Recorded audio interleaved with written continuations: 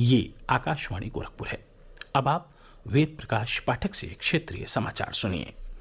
राष्ट्रपति रामनाथ कोविंद ने कहा है कि हमारा संविधान हमें जहां अभिव्यक्ति की स्वतंत्रता का अधिकार देता है, वहीं यह अपने नागरिकों से अपेक्षा करता है कि वे कायदे कानूनों का भी उतनी ही निष्ठा से पालन करें।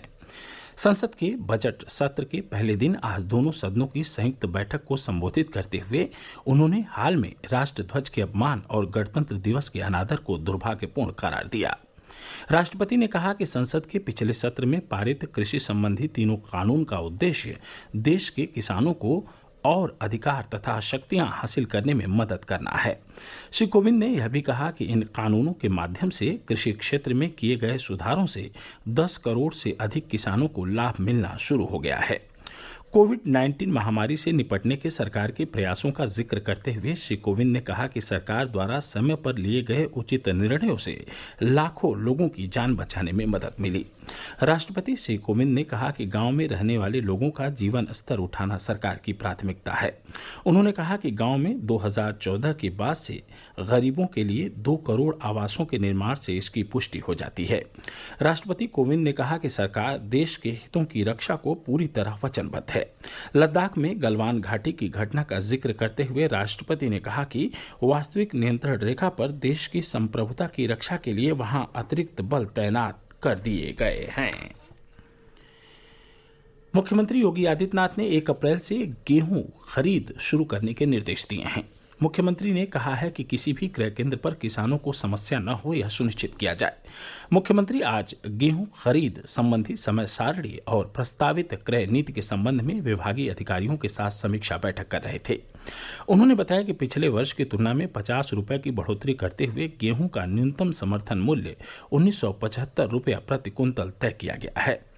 मुख्यमंत्री ने कहा कि प्रत्येक दशा में किसानों को न्यूनतम समर्थन मूल्य का लाभ मिलना चाहिए। उन्होंने कहा कि गन्ना किसानों की तर्ज पर गेहूं किसानों के लिए भी ऑनलाइन पर्ची की सुविधा उपलब्ध कराई जाए। ऐसी क्रय एजेंसियां जिनका रिकॉर्ड ठीक नहीं है, उन्हें काम न दिया जाए। मुख्यमंत्री ने निर्देश दिया कि भंडारण गोदाम सहित सभी क्रय केंद्रों की जियो टैगिंग कराई जाए, इससे किसानों को सुविधा होगी। मुख्यमंत्री ने पारदर्शिता के लिए इस वर्ष ई-पॉप मशीनों के माध्यम से बायोमेट्रिक वेरिफिकेशन द्वारा क्रय केंद्रों पर गेहूं खरीद की व्यवस्था करने के निर्देश भी दिए।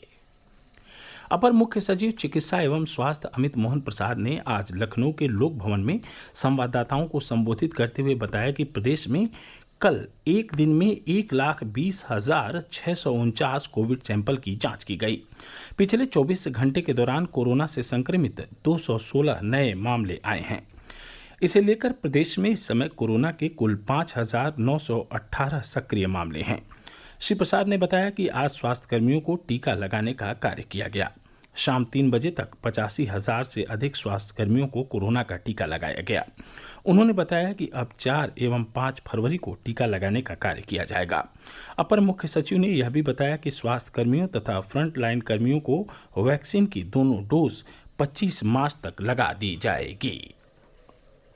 प्रदेश में विधानमंडल का बजट सत्र 18 फरवरी से शुरू हो रहा है। पहले दिन राज्यपाल आनंदीबेन पटेल दोनों सदनों को संबोधित करेंगी। दोनों सदनों को राज्यपाल का संबोधन सुबह 11 बजे होगा। इस सत्र में प्रदेश सरकार वित्तीय वर्ष 2021-22 के लिए बजट पेश करेगी। प्रधानमंत्री नरेंद्र मोदी 31 जनवरी को आकाशवाणी से मन की बात कार्यक्रम में देश विदेश के लोगों के साथ अपने विचार साझा करेंगे। यह मासिक रेडियो कार्यक्रम की 73वीं कड़ी होगी। एक ट्वीट में श्री मोदी ने लोगों से कार्यक्रम के लिए प्रेरक कहानियां साझा करने का आग्रह किया। प्रधानमंत्री ने कहा कि वे उनमें से कुछ कहानियों को अपने कार्यक्रम में शामिल भी करेंगे। जौनपुर के वीर बहादुर सिंह पूर्वांचल विश्वविद्यालय का 24वां दीक्षांत समारोह आगामी 16 फरवरी को आयोजित होगा। विश्वविद्यालय की कुलपति प्रोफेसर निर्मला एस मौर्य ने बताया कि दीक्षांत समारोह की अध्यक्षता कुलाधिपति तथा राज्यपाल आनंदीबेन पटेल करेंगे। प्रदेश के सभी जिलों में भीषण ठंड का प्रकोप जारी है। कोहरे और बर्फीली हवाओं से जनजीवन प्रभावित हो गया है। पिछले 24 घंटे के दौरान राज्य के अधिकांश जिलों में दिन का तापमान सामान्य से कम दर्ज किया गया। मौसम विभाग ने अगले 2 दिन तक गलन भरी ठंड पड़ने और घने कोहरे का प्रकोप जारी रहने का अनुमान व्यक्त किया है। इसके साथ ही क्षेत्रीय समाचारों का यह बुलेटिन यहीं संपन्न हुआ। नमस्कार।